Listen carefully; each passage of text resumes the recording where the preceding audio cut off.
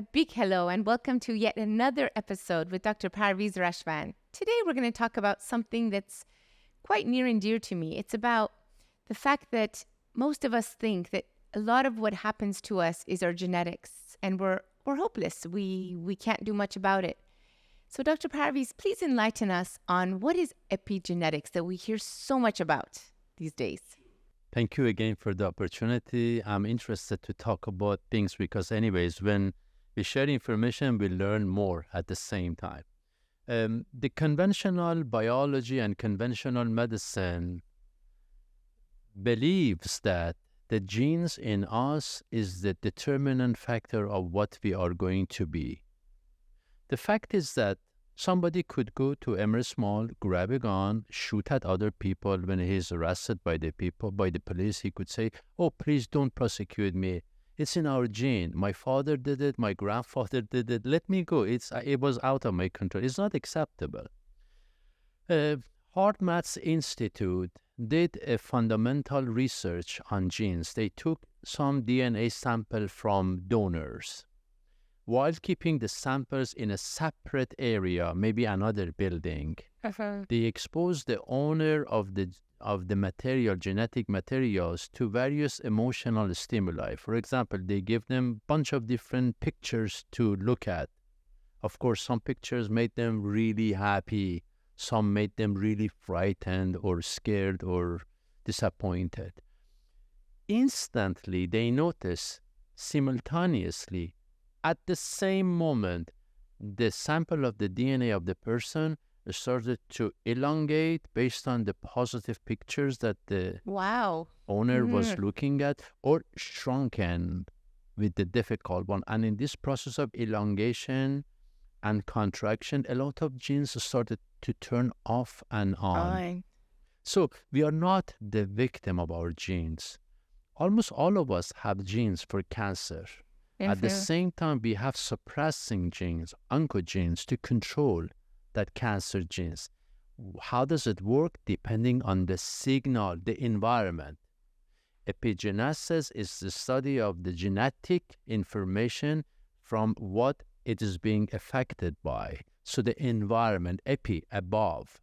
So it goes beyond the genes. Genes are like antenna. Our DNA is like an antenna. Our brain is an antenna. Maybe in next episode we talk about how we operate in these oceans of information, which is called the creation, and how we respond and we receive signals in that.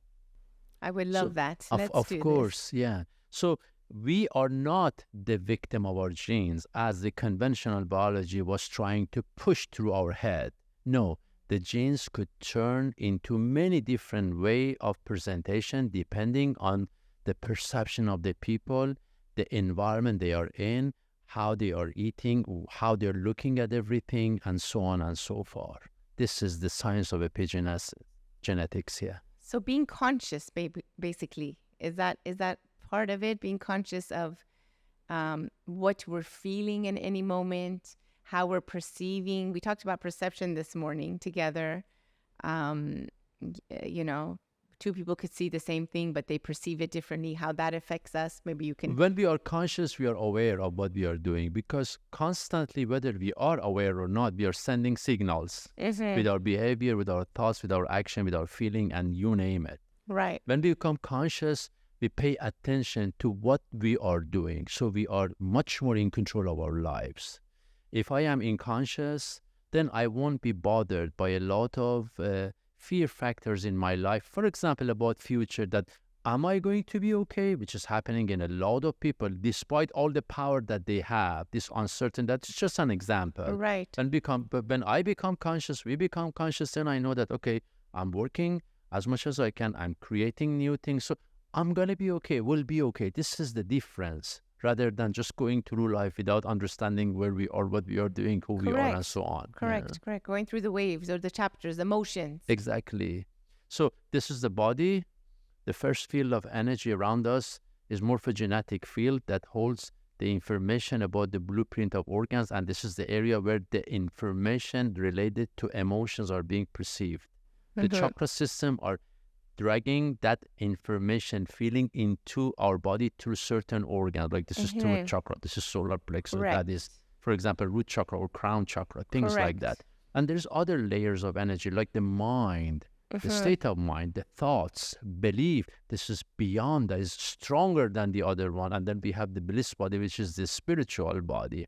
So when we are more conscious, we are using additional power based on consciousness, and it is easier for us to disconnect from the fear factors of the future or the difficult memories of the past experiences. Because now, based on the consciousness, we know that, okay, despite the difficulties in the past, I became who I am. So who I am today has a lot to do with my difficult experience in the past. So they didn't come to kill me.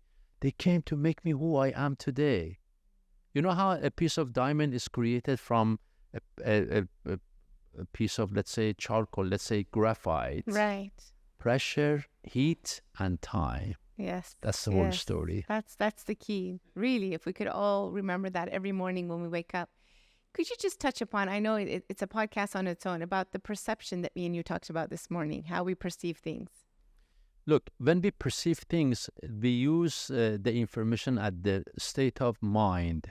As I told you earlier, this is a very influential energy system on our physical body. If I perceive I'm not good enough, if I perceive I'm ugly, I'm incapable, I'm weak, I can't jump, then there you go. What do you expect me to do in my life? So perception has a lot to do. What we are, who we truly are, what we could become. So the potential of every person has a lot to do with the state of perception at the subconscious level, which, if you remember in the previous podcast, we talked about how this information is embedded within the central nervous system of a newborn, or even before birth, until age of 7, to see who you are, what you could achieve, what the boundaries around you. Correct. No, it's all so amazing, truly. And I think we can delve even further if time allocated. I know this was a shorter podcast because Dr. Parviz was running late, and I have a patient right now. But it's always great to grab you, Dr. Parviz. Thank you so much. Even if it's just for a few minutes. Absolutely, my pleasure. I can't wait till next time. Absolutely, me too. Until then, everybody, stay safe and sound, and we'll see you soon.